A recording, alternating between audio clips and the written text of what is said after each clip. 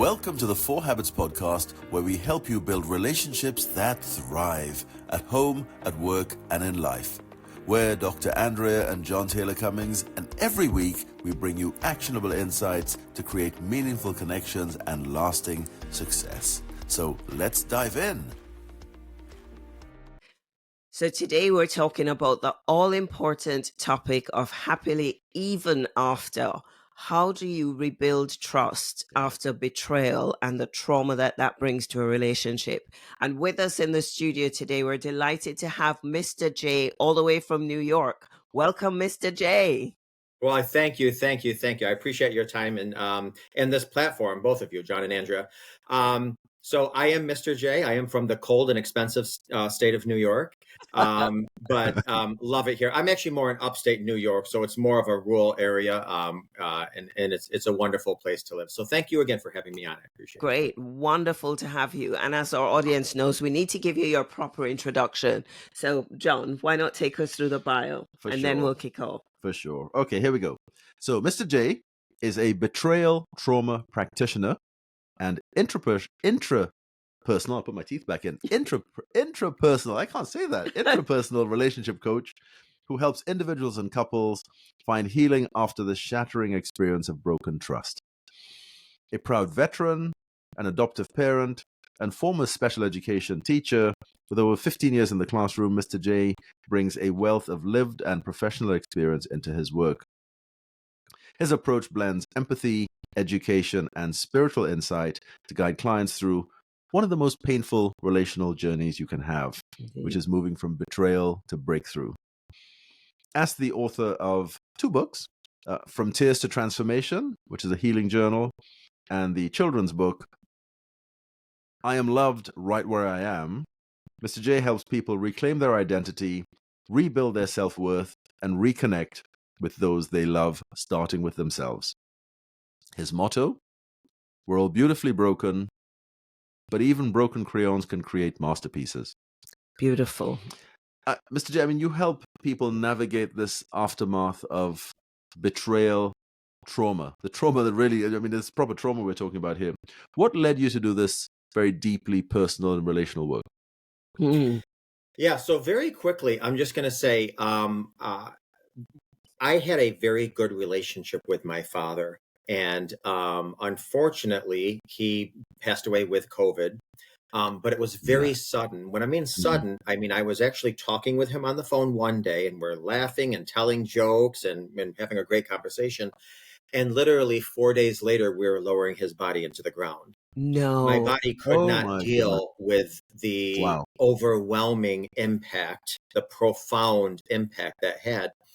And I woke up a few days later in the middle of the night with my very first panic attack. Now, I've heard of panic attacks before. I've worked with people that have panic attacks before, but as you know, there's no substitute for experience. Having a panic attack is much different from, in theory, talking about one. But anyways, I woke up, it was like 3 o'clock in the morning, and I smelled smoke. Now, I have young kids. So I'm waking up and I smell smoke, and I'm going all around my house trying to find the origin of this smoke. And I'm looking, in my living room and in my kitchen and in my basement and upstairs. And, we live in a relatively large house. I could not find the origin of this smoke. I'm opening up my house door thinking maybe my neighbors are having a campfire or something. There was no fire, no smoke at all. So I eventually went back to bed. But the second my head hit the pillow, I was I went back to when I was 6 years old, and I was standing right next to my mother as I was hearing her screams because our house burned down in a fire. Wow. And she was looking at the house. We returned after being home when the house was, we pulled into the driveway and there was just a chimney. That's it. Oh, and I heard my mother scream when I was 6. And so what my father's death did was bring back a lot of that childhood trauma that was never healed. And so while I was doing the journey to research where was this trauma and how did it come, one thing led to another. And next thing you know, I'm in a community of betrayal trauma. And I met the founder and CEO of an organization who works with couples that dealing with betrayal. I wound up working under her. She wound up certifying me as a betrayal trauma practitioner. And it's funny because, and this is where my life is now. And now 98.9% of my clients are either people or couples working through, navigating the journey through broken trust. And it's just interesting how, your life is on one path, or you're going on one path, and life's like, no, I think I want you on this path. Like, oh, okay, I guess I'll just, follow.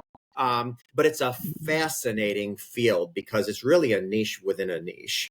Yeah, indeed. And that's the niche we want to dive in today is to the betrayal trauma niche. But just before we do that, just to understand the bigger picture, is betrayal trauma very different or to other types of trauma? Clearly, the stimulus will be very different, but the way that people respond to it, is that quite some differences in there, or what's particular? Great question. And I'm going to give you off the top of my head just 3 reasons why betrayal trauma is different from non-betrayal trauma. Okay. Number 1, the personalization of it all. So right now, if you lose a parent, that could be traumatic. That's very traumatic. But unless you do away with your parents, you don't personalize it. You don't say it was my fault. The minute we discover numbers under our mattress, or, our spouse was meeting their boss at Starbucks, or, whatever, for coffee or what have you, immediately we look inward. What was I lacking? What was wrong with me? Yeah. So that's number 1. We personalize it.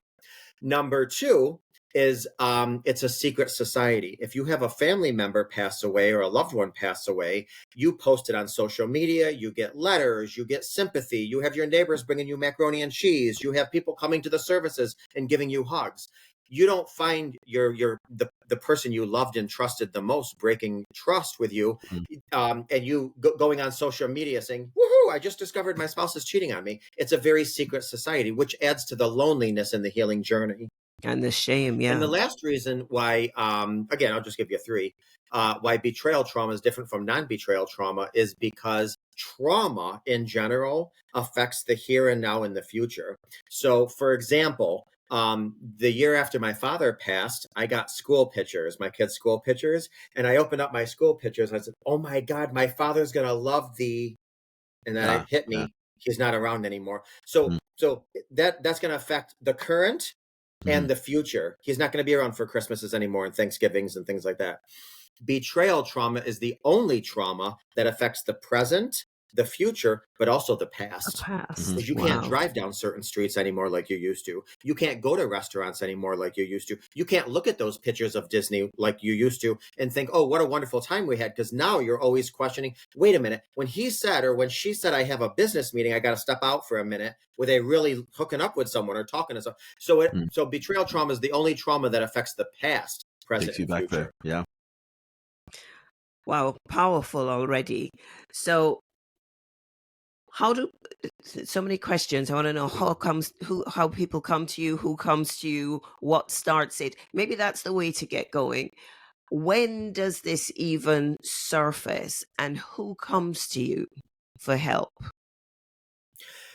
So sadly and unfortunately, it's the person who was devastated who usually comes to me. Not necessarily the person who set off the bomb in the relationship. And for many reasons. Now, let me be very clear. I will never, ever make any excuses, rationalizations, or justifications for people that cheat. But I do know that they are wounded. So I'm not going to put them in the doghouse. I'm not going to say they're, cheaters and dogs and filthy, disgusting vermin, like a lot of people want me to. I don't like their decisions. I think they made extremely poor choices. But nobody happy, healthy, and healed steps out of a marriage and betrays their spouse. Number 1. Number 2, I always say affairs and infidelity and cheating starts in childhood. Really? And I make that distinction for a couple of reasons. Number 1, I want both couples to know there was pre-existing wounds that were brought in the relationship before you even met this person. And number 2, I also want to make it very abundantly clear that the person who, let's just say, stayed faithful, has no responsibility in their spouse's decisions. So that when I'm working with a couple or I'm working with a person to find their why did you do what you did? They have to start with me and they have to end with I. So it has to be me, myself, and I. And it has to be before you even met the person you're with. So I don't want to hear he or she didn't give me sex, and he and she didn't give me validation, and he and she. Those are all marital issues that absolutely need to be addressed. But the marital issues are completely separate from the betrayal issues. We have to keep them separate. Yeah, that's powerful right there. So the one who's been devastated by finding out, the one who has been betrayed is typically the client that would come to you. And how do you unpack things with them and take them on a journey? Who, do they come to you wanting to save the relationship? Is that why they're coming to you versus a divorce lawyer, for example? So I'm going to say about 95% of my couples or people come to me because they want to stay. They want to stay. And I'm going to tell you something else, which we can go on if we have more time afterwards.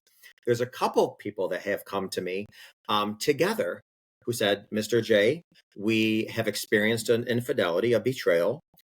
We've talked a lot.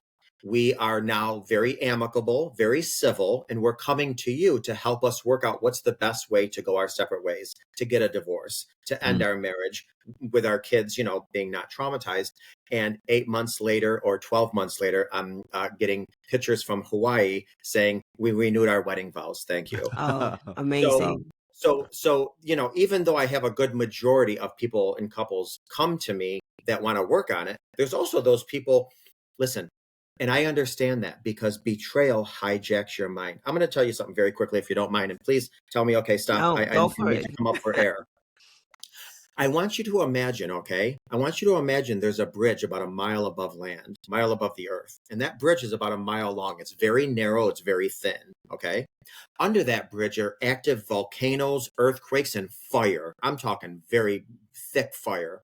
And you are on that bridge. You are on that bridge, and you're at the beginning of the bridge, and you're holding the two things that mean the most to you. It could be your two kids. It could be your mother. It could be your dog. Whatever you're holding in your hand, you got to get to the other side of that bridge to keep yourself safety and whatever you prize the most in life, your parents, your kids, your animals, whatever. And you have to walk across that bridge. Now, under the bridge is so burning hot that the soles of your sneakers are melting. That's how hot that bridge is, okay? And you got to get to the other side of that bridge. Now, sometimes the smoke that's coming up from the earth is so thick it's burning your eyes, and you close your eyes. So the only way to get to the other side of this bridge for safety is to put your hand on the shoulder of the person in front of you that's going to guide you to safety. And that person in front of you is the person you love and trust the most in life. You actually love and trust them sometimes more than you love and trust yourself. And you got your two most prized possessions in your hands, and they're relying on you. It's your two kids, your two young kids, your animals, your elderly mother who's looking to you to keep them safe. So you got your hand in front of you, and the person you love and trust the most is leading you across that bridge. And all of a sudden, out of nowhere, the bridge collapses. And you're falling. Now you're holding your babies, you're holding your mama, you're holding your dogs, and the bridge is falling, and you see the eye of the volcano, and you're falling into it, and you're looking around trying to grab onto something, and you fear. Those little kids are looking in your eyes. They're deathly afraid, and you can't grab onto anything at all. And then you look up to the bridge, and you see the person you loved and trusted the most. They're holding a hammer. They're the ones that made the bridge collapse. Now your brain is hijacked, and you're full of fear and sadness, and then you fall and you die emotionally, mentally, and psychologically and spiritually, but not physically. That's when people come to me. Wow. That's betrayal trauma. That so anyway. that's yeah. So basically, what happens is when you discover the person that, because listen, when we're in a relationship, we co-create with the person. It's like if you take a white rose and you cut the stem in half and you put one in blue food water and one in red, that rose, the colors are going to turn. They're either going to become purple, or some are going to become blue, and some are but the entire rose is going to change colors. That's what happens when we're in a relationship. We co-create with somebody. Our roots become one. Yeah. So when you discover a betrayal, half of you is hijacked because you lose half of you. You lose who you are. Yeah. And so now it's like the very person who you went to for safety has given you the most profound. Listen, I equate it to this, and I don't mean to be so graphic, and I apologize for certain listeners, but you know the people that like go fishing and they catch this big fish, and they don't even kill the fish, and they just take a big knife and they gut it, and all the guts keep falling. That's the feeling when you find out your person that you love, you are gutted. It takes the wind out of you, and you're shocked. You're in shock, and so it's so a lot of times when people come to me, what they want to do is change my partner, change my partner, change my partner. And I'm going to tell you something. Your partner needs to be changed. Trust. First, got to do a little deep dive into your initial wound, because betrayal hits us at our core insecurity. And we got to go back to your core insecurity and fix that so we can start building up to the wound of today. Wow, that's really powerful and very true, because it's the thing that probably we need the most, is where we get shaken the most. I hear that. So how do you do that? And I'm guessing you're doing this work with just the individual. So take us on the journey. You have this one individual, you're going to help them find the core insecurity that's most wounded, I'm guessing, by this betrayal. How do you do that? And at what point do you start including the partner? Okay, first of all, good question. Very deep question. I'm going to do my best to answer it. But I will say this. I am a professional that likes to, at the get, have both people on my session. Okay. And I'm going to tell you why. I think it's very important. If you are going to co-create and unite a life with somebody, especially a future, they need to know the challenges of your own journey, even if that has nothing to do with them. So I want both people to, because there's no, one of the, really quickly, I just want to say, one of the things that really adds to the challenge of getting over betrayal is people just feel so alone. They just feel so alone. It's like, you don't know what you did to me. And you can be over there playing with our kids and laughing and talking to your mother and doing all these things. I don't even know who I'm married to. I feel so alone. So I want both parties to be every step of the process, no matter what I'm doing. Now, don't get me wrong. There are times where I think you need to work individually for various reasons. But for the most part, I want them all. Okay. I beat that dead horse enough. Now, to get back to your question, to answer that, it really depends on where on their journey they're reaching out to me. Because I talk to some people who just discovered a betrayal, and I'm actually talking with them while they're bear hugging the toilet, vomiting because their guts were ripped out. And then I'm talking to people who maybe their betrayal was 25, 30 years ago. They just never healed from it properly. So really, it all depends on where they are in the healing journey of where I come in to start doing my work. What worked for you before? What's not working for you before? What are your current challenges? What have previous professionals told you? So really, it kind of completely depends. But I will say this. One of the things that I have people do very quickly is go back and write their younger self a letter. And I want you to go back and think of that little inner girl, or think of that little young boy at a time where maybe you didn't feel the safest in your childhood. And I want you to sit in that, because Lord, we don't like to sit in our pain. I mean, who does? I mean, who wants to say, yay, I want to run to pain? Nobody. We don't like to sit in our pain, but I'm telling you something, we have to be mindful and we have to be present, which is why a lot of times people like to numb and distract and avoid with, sex or drugs or TV shows or what. We don't want to sit in our, but you have to sit in the discomfort. You have to be present. So what I have people do as a jumpstart, I want you to go back and I want you to write your younger self a letter. And I want you to validate what you see. I went, hey, little precious so-and-so. Hey, little precious John or beautiful Adriana. I see you there with your dress on, or I see you there in the room covering your head with a pillow because your parents are fighting and maybe you feel unsafe. And I want to let you know, I didn't have your back then. I didn't have your back, and I didn't have a voice because I didn't have the tools. But I want to let you know I got your back now. And I'll never let you feel the way you do now. And I want you to take that letter anywhere you want to take it up to today. Now, here's the key, though. I have them write that letter with their non-dominant hand. And I'm not going to get into the psychology of it all, but what happens is we always present ourselves out into the public with filters. Mm-hmm. When you write with your non-dominant hand, it brings those filters down. So you're getting real and raw with yourself. Ooh. It doesn't matter if you're writing chicken scratch, because this letter is for nobody but you. But that's how I usually start the process. And again, it really depends on where they are in the journey, where I come in and start implementing these tools and techniques. Mm-hmm. Wow. I've got a question. So I can see how this all impacts, and when the betrayal is fresh. It's they're either catch them, it's happening now, or it was a recent thing that's happened, or so on. Does it make a difference if the betrayal was, I don't know, 15 years ago, 20 years ago? It's long since gone. That person is not part of their life anymore. They've moved on from it. But either it comes out, or they just feel like they have to confess. Does that make a difference in the trauma? So yes and no. A big part of healing from betrayal is dealing with grief.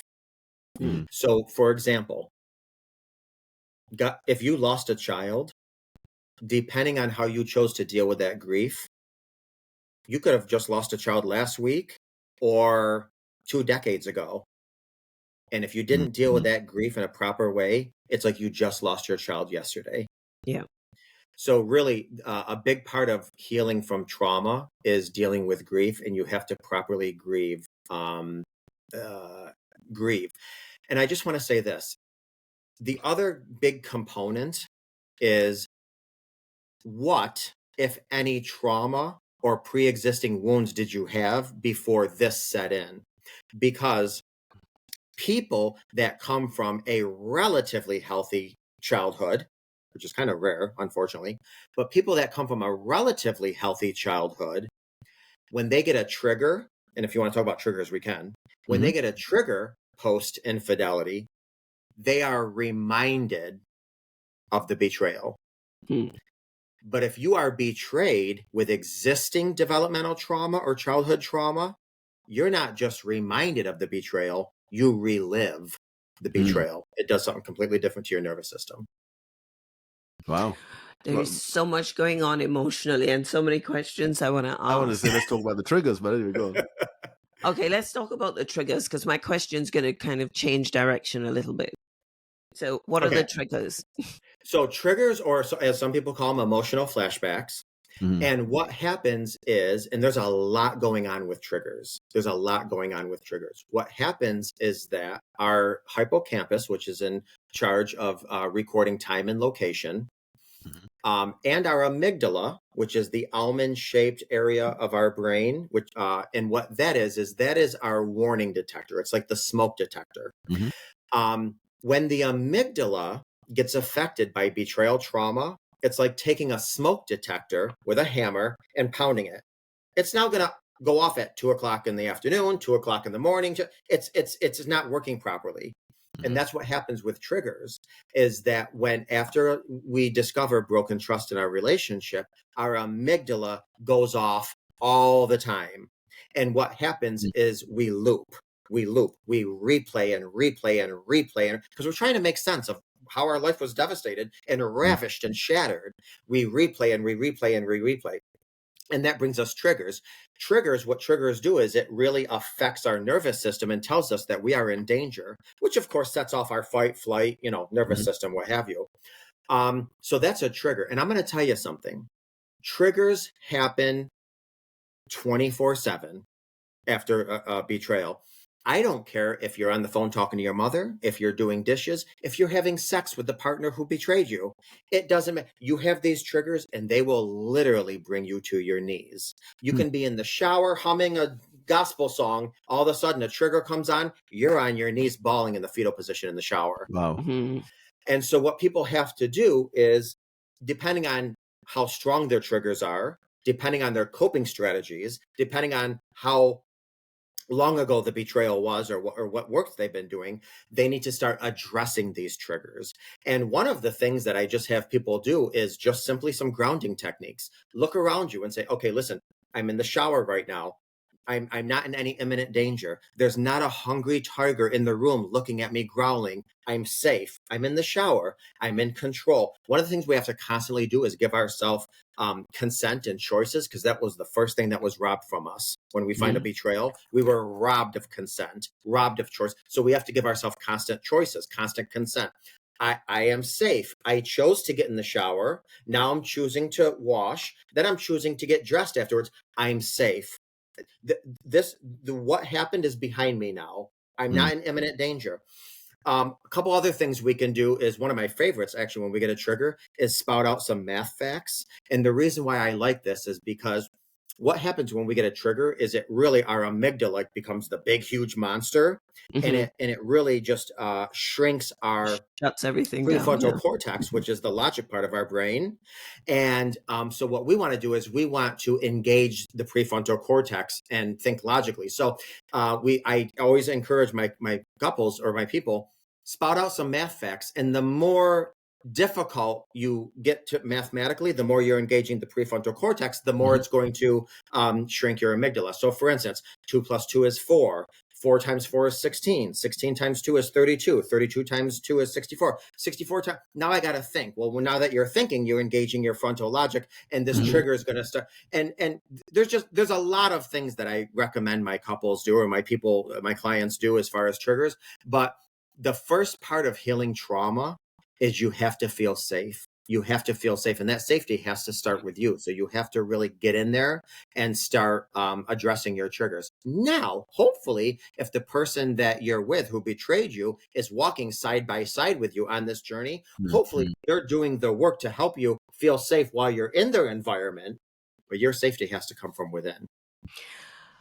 Wow. So I can hear there's a lot of work that the person who's been betrayed has to do, which There's so much work on both ends. Okay. So that's where I want to come to. And firstly, is the work that the one who's betrayed having to do, is that affected by whether or not the betrayer has apologized, has owned it, has asked for forgiveness? What part does that process play in the work that I guess that they each have to do?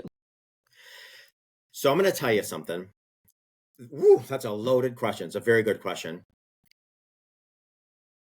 If a couple is going to make the decision to repair and rebuild and heal after broken trust, they both have to be willing to do the hard work. I tell couples this all the time. I cannot heal your relationship. I cannot heal your marriage. I can't do jack. The only thing I can do is steer your ship into calmer waters. You have to be the one rowing. And when I mean rowing, I mean row until your arms feel like they're ready to fall off. And that's where the work begins. If you're not willing to do that, you're not willing to heal, repair, and rebuild.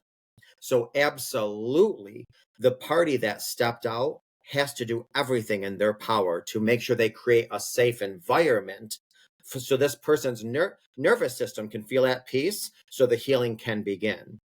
And if the other person's not willing to do that, then the person who was betrayed has a couple of decisions they have to make. Should I stay in this relationship?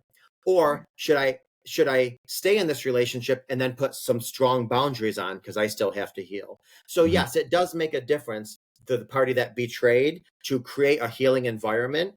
But if they decide not to, or if they can't, because let's just say they don't have the coping mechanisms, or their wounds are too big where they can't, then the person who's staying has some decisions to make. I'm still going to stay with you, but you don't have access to my body right now, or you don't have access to whatever. I need to create some really strong boundaries so I can feel safe, so I can heal. Then we'll come back and see how we can reconnect and how you can help me on this journey. There's a lot involved, and it really depends from couple to couple. I can only imagine. We've spoken quite a bit about what the one who is betrayed would do. What are some of the practical things that the one who betrayed will have to do for themselves and also to create this safe environment? To stop them repeating it. Well, yeah, that's another question. Okay. So first of all, we got to go back to the why. Why did you do this? And so this would be like a typical why, right? When I was younger, my mother was an alcoholic, and she never gave me validation. I always felt worthless. I was molested as a child. I needed acknowledgement and validation, and so I grew up seeking validation from women, and that gave me a sense of feeling worthy and feeling alive. And I got into this marriage, and we were having some marital issues, and instead of me putting my energy into fixing my marital issues, my old wounds and my demons called me. And a coworker of mine told me I was cute, and told me and validated me and acknowledged me, and they lit a spark within me, and I felt alive again. So that's what I'm saying. So we need to go back to the why. We need to heal the why.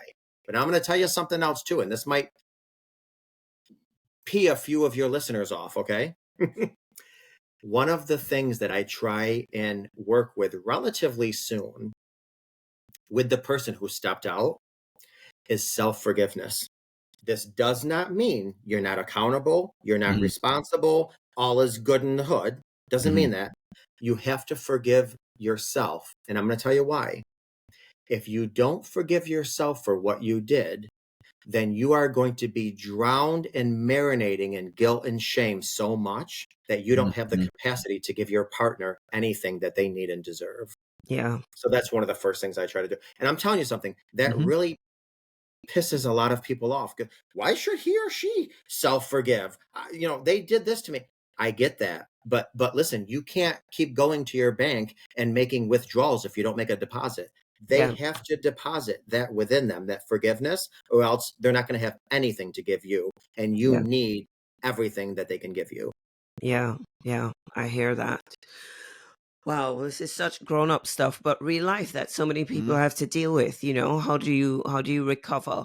And is it cyclical? Like you feel like you've not cyclical, but you feel like you've progressed a bit, and then something happens, and you go back and you want to lash out and leave them all over again, and there you're nodding. And I'm Tell going me to tell you more. something, and you make such a wonderful, great point. Here's the thing. Because betrayal, you deal so much with grief. Grief hits you like tsunamis and waves, and it's kind of calm for a little while, whatever. It's so it's like, I'm going to give you a perfect example. The first year after my father died, I was in shock. It was sad. It was this, and everybody said, "Oh, the first year is the hardest. The first year is the hardest." But do you know it was the second year when I was walking by my table, and I happened to glance at my chair where my father always sat for when he would come over for Christmas dinner. That was like a sledgehammer to my gut. Wow. And that was the second year. So you're right. So yeah, you could have 2 steps forward, 1 step back, 3 steps forward, 7 steps back, whatever.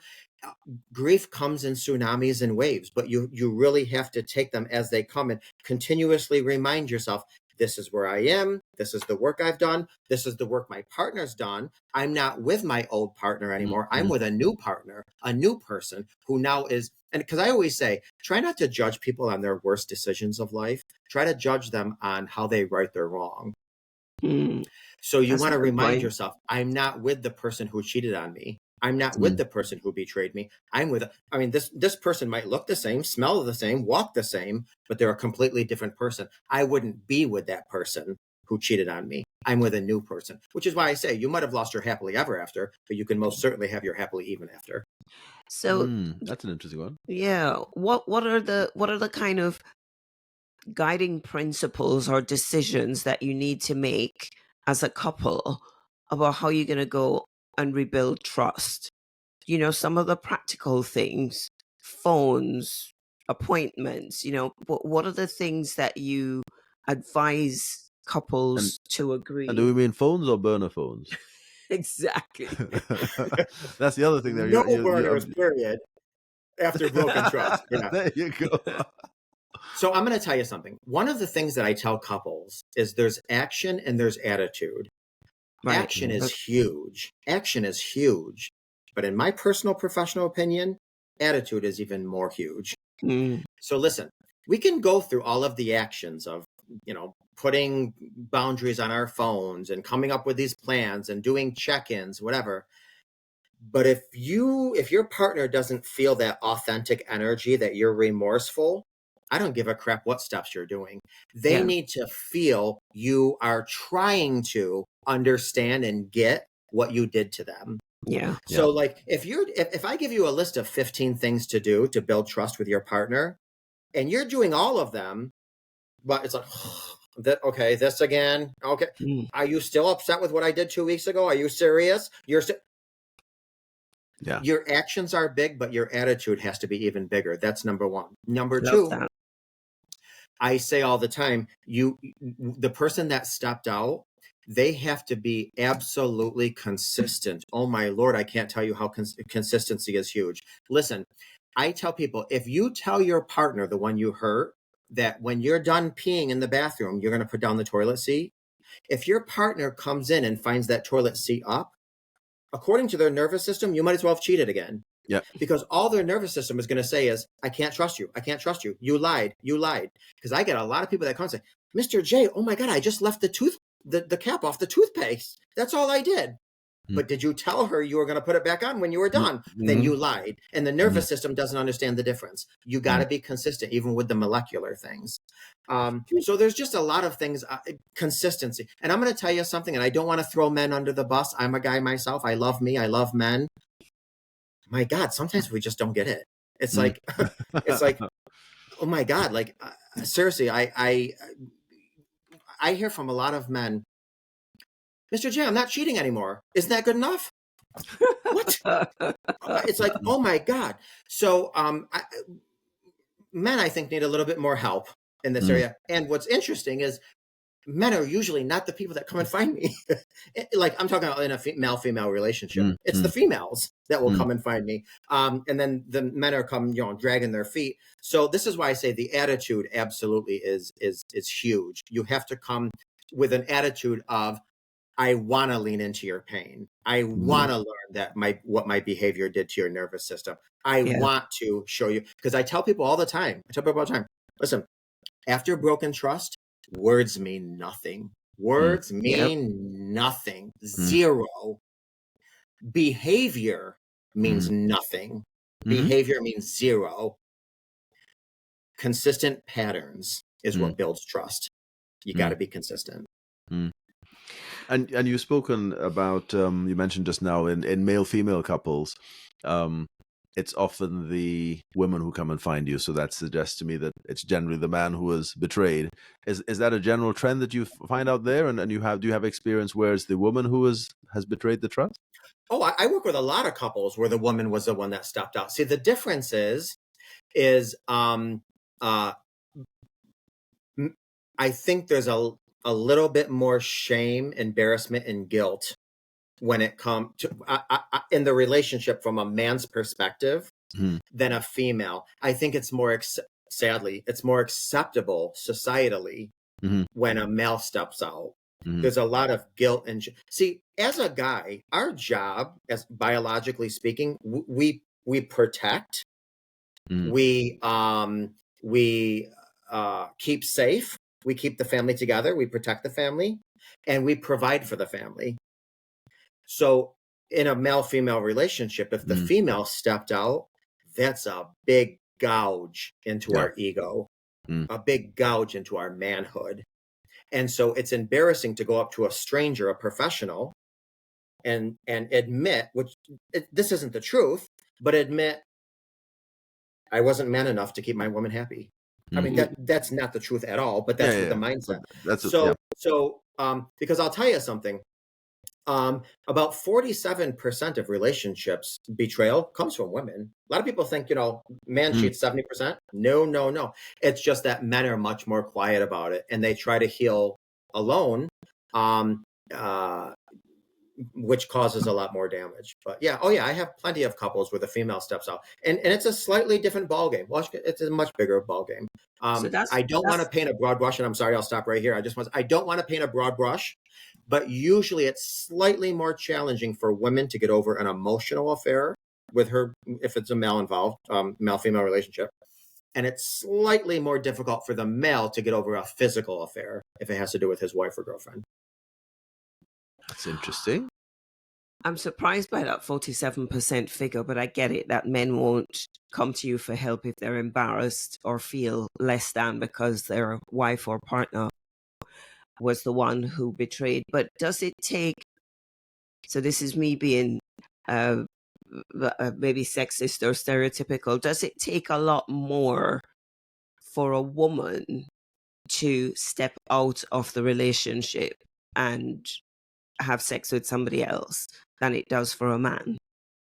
So I want to say this. And again, I don't want to paint a broad brush because we might have some listeners that say, Mr. J, you are so off because that's not why I did A, B, and C. But studies show that men who stray, again, in a male-female relationship, men who stray, they're not looking for somebody else. They're looking to become somebody else. Right. So Women it's about who them. Stray, say again? So it's about them. It's about the man and what they need to complete they, themselves. They want to feel like a hero. They want to feel like a different person. And so, they go and meet somebody and they can, spend the money and make somebody believe that, oh, this is my guiding light, my savior, my hero, because men have a hero complex. Again, I don't want to paint a broad brush. Mm-hmm. Women usually step out because they're frustrated. They're at their wits' end, and they're usually on the verge of walking out of the marriage. Men, 9 times out of 10, love their wife, don't want to leave their wife, don't want to leave the marriage. They just want to feel like they're valid. Women are usually at the verge of, I think I'm done. So there's slight differences there. That's very interesting. I just want to go back to the question very quickly. I'm conscious of time. Just quickly, we only got a few more minutes here. This conversation, I tell you what, we knew it was going to end. Absolutely. And I have another question that I want to ask. But I think I heard you say that women have more difficulty getting over emotional affairs than they do physical affairs. Is that correct? Like the way you said it was, women have difficulty getting over emotional affairs, men have more difficulty getting over physical affairs.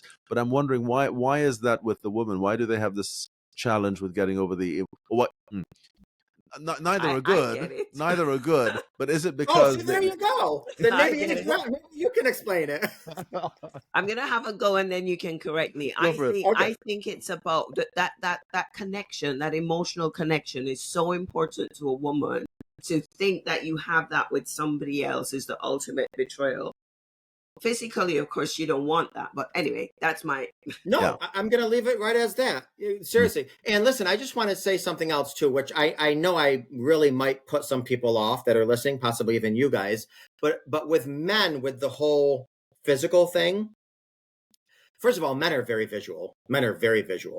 And 2, if you go back to like hunter-gatherer days, I want to be very careful, but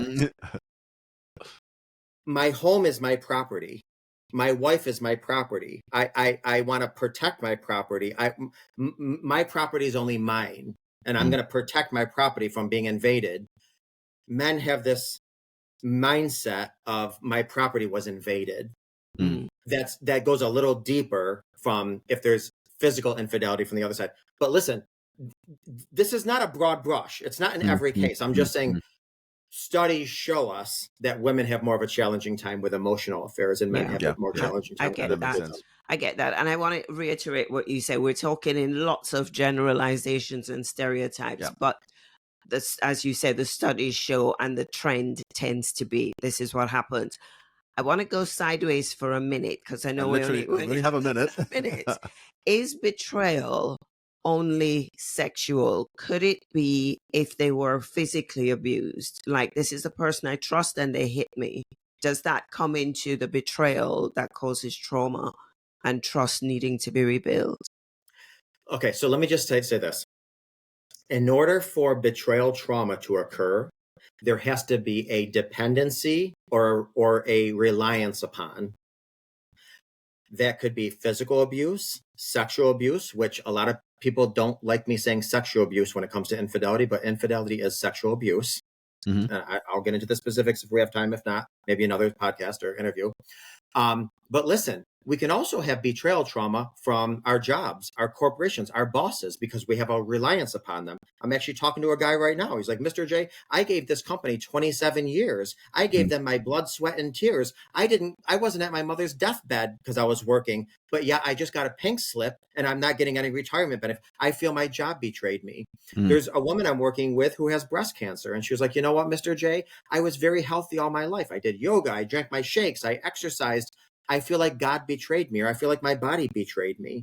I'm working with another gentleman. His father committed suicide, unalived himself, took his own life. He said, you know, Mr. J, my father was my best friend. He killed himself. My father took away my best friend. I feel betrayed. So betrayal trauma can come. There has to be a dependency, a reliance upon. Yeah. But yeah, it can come in many, many different forms.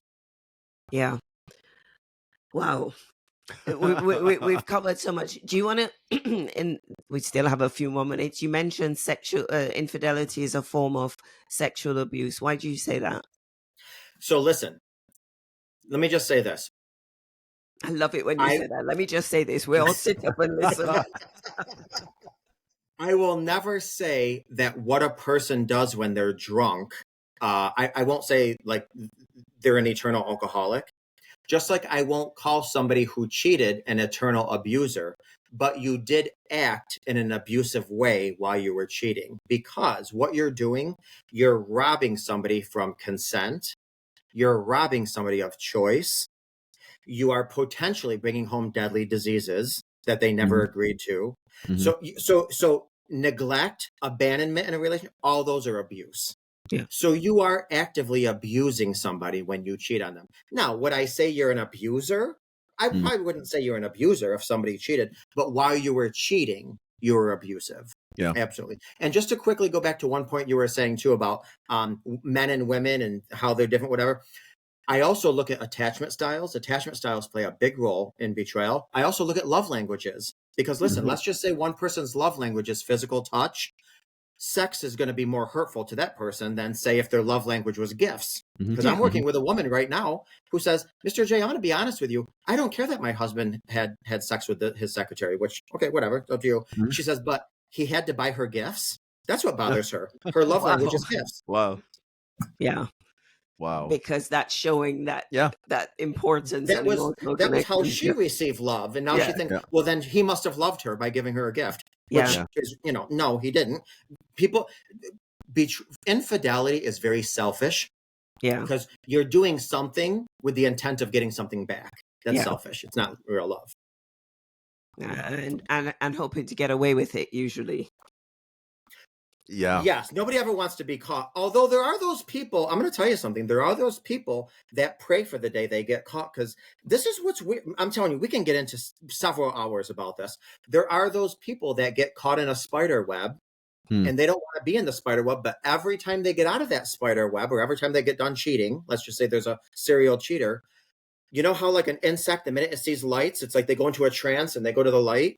This is what happens to a lot of people that are serial and cheaters, is something gets triggered and they go into the light and then they get caught in the spider web. And then once they get out of that spider web, they feel like crap and they're riddled with guilt and shame, whatever. And they swear they're not going to do it again until that next light goes on. And then they're in a trance. A lot of times those are like, I can't wait until my spouse discovers this. I want to get out of this cycle. They're not strong enough to come and have a disclosure, a self-disclosure, but they want to get caught. But that's a whole nother show.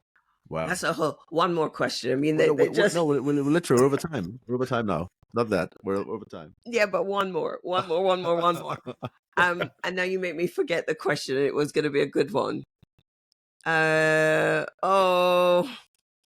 going to have to be another show. I think I'm just looking at the wrong clock here. We're going to have to have you back. We're going to have to have you back, because this has been a fascinating conversation. It really has been. I think there's so many things that people will, there are people in this situation, as you say. A lot of people don't talk about it.